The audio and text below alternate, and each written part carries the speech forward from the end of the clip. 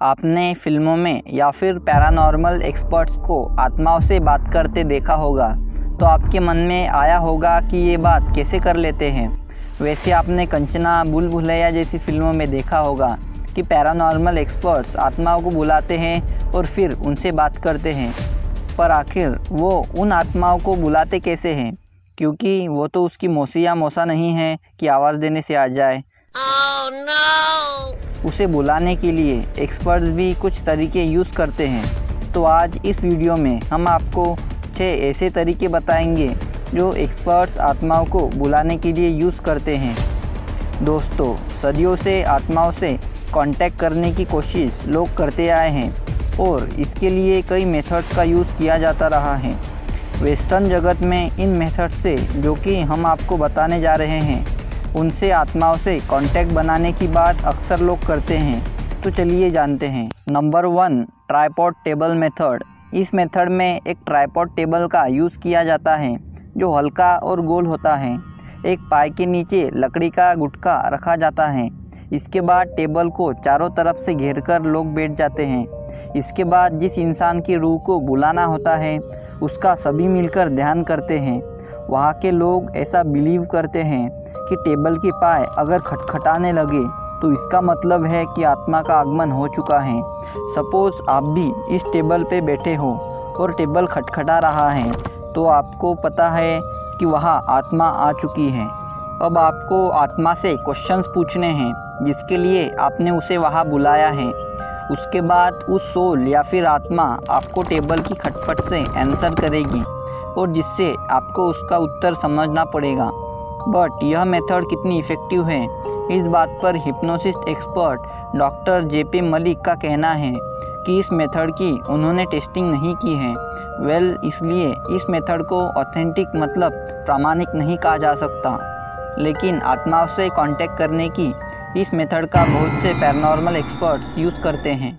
Number 2, planchette and ouija board method. भूतों से बात करने का एक ज़रिया है प्लेनचिट और ओइजा बोर्ड। यह एक दिल के आकार का दिखने वाला लकड़ी का टुकड़ा होता है। इसके पीछे की ओर सभी और घूमने वाले पहिए लगते हैं। इसकी नोक की तरफ एक होल होता है जहां पेंसिल लगा दी जाती है। अब सपोज़ आप एक आत्मा से कांटेक्ट करने वाले हो। अब आपने मेज़ पर एक सादा कागज़ रखा और उसके ऊपर ओइजा बोर्ड को रखा। अब आप जिस पर्सन की सोल को बुलाना चाहते हो उसका कंसंट्रेशन से ध्यान कर रहे हो एंड सडनली वो आत्मा वहाँ आ जाती है और वह गैजेट अपने आप चलने लगता है। ओइजा बोर्ड में हरकत होनी शुरू हो जाती है। नाउ आप उस आत्मा से क्वेश्चंस करना स्टार्ट कर देते हो। देन सडनली उस पे लगी पेंसिल से कागज़ पर आंसर लिखा जाने लगता है ऑटोमेटिकली। और इस तरह ओइजा बोर्ड द्वारा आप आत्माओं से अपने आंसर्स जान लेते हो।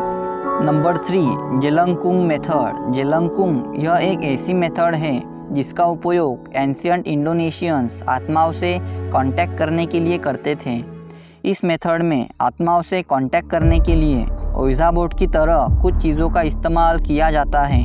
अब आप अपने 5 दोस्तों के साथ जो कि आत्माओं से कांटेक्ट करना चाहते हैं, आप सब एक साइलेंट कमरे में चले जाते हैं।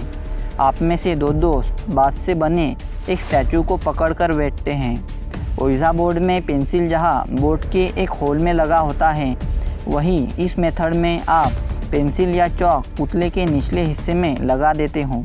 आत्माओं को बुलाने से पहले आप धूप अगरबत्ती जलाओगे और कुछ मंत्र पढ़ोगे।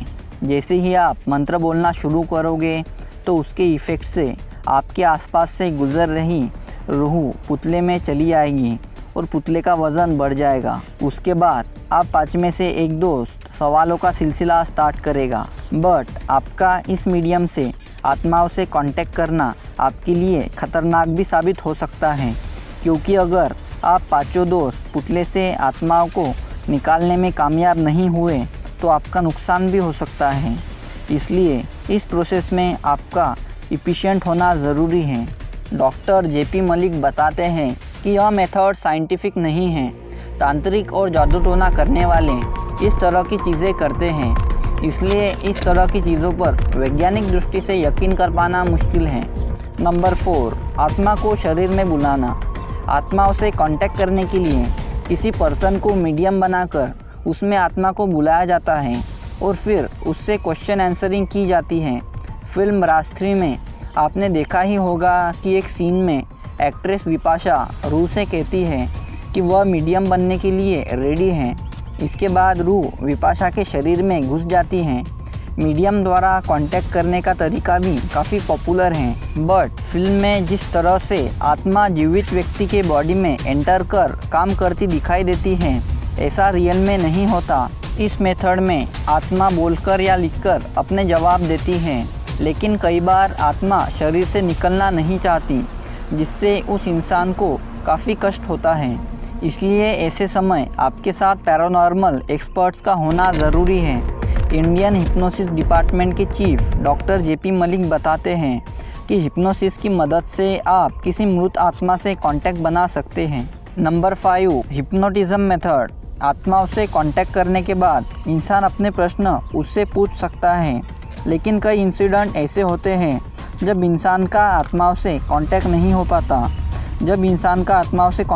हो पाता और वह अपनी फीलिंग्स को इस तरह एक्सप्रेस करने लगता है जैसे वह आत्माओं के कांटेक्ट में है। बट हिप्नोटिज्म के एक्सपर्ट इसे आसानी से समझ लेते हैं, क्योंकि उनकी बातों में उनकी अपनी भावनाएं छलकती रहती हैं। डॉक्टर बताते हैं कि जब इंसान आत्माओं के कांटेक्ट में आते हैं तो उनकी आवाज़ चेंज हो जाती है, जिसे रिकॉर्ड भी किया जा सकता है। इंसान यह खुद भी कर सकता है, किसी एक्सपर्ट की सलाह से करें तो बेहतर रहता है। Number 6, recording method. आप अपने दोस्त के साथ एक श्रापित मूवी देख रहे हो, तभी मूवी में एक सीन आता है जिसमें राजा की आत्मा को बुलाया जाता है और आत्मा जो बोलती है वो रिकॉर्ड हो जाता है, और आपको पता है कि यह आत्मा से कांटेक्ट करने का एक माध्यम है।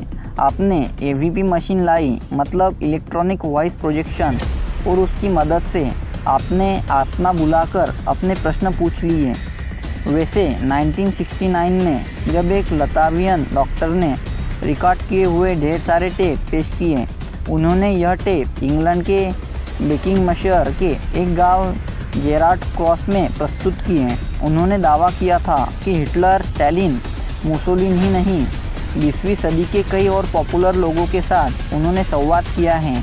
उनके मुताबिक उस रिकॉर्डिंग में करीब 72,000 मुर्दों की आवाज़ें कैद थीं। प्रेत आत्मा की आवाज़ जकल EVP पूरी दुनिया में आत्मा को खोजने और उनसे बात करने का एक मानक जरिया माना जाता रहा है। तो वीडियो के गहराइयों से अगर बाहर आ चुके हो तो चलिए कुछ बोनस फैक्ट्स की ओर चलते हैं। नंबर 1, इमरजेंसी ब्रेक लगाने के बाद भी ट्रेन को रुकने में 800 से 900 मीटर लगते हैं और कभी भी ब्रेक लगने की वजह से ट्रेन पटरी से नहीं उतरती।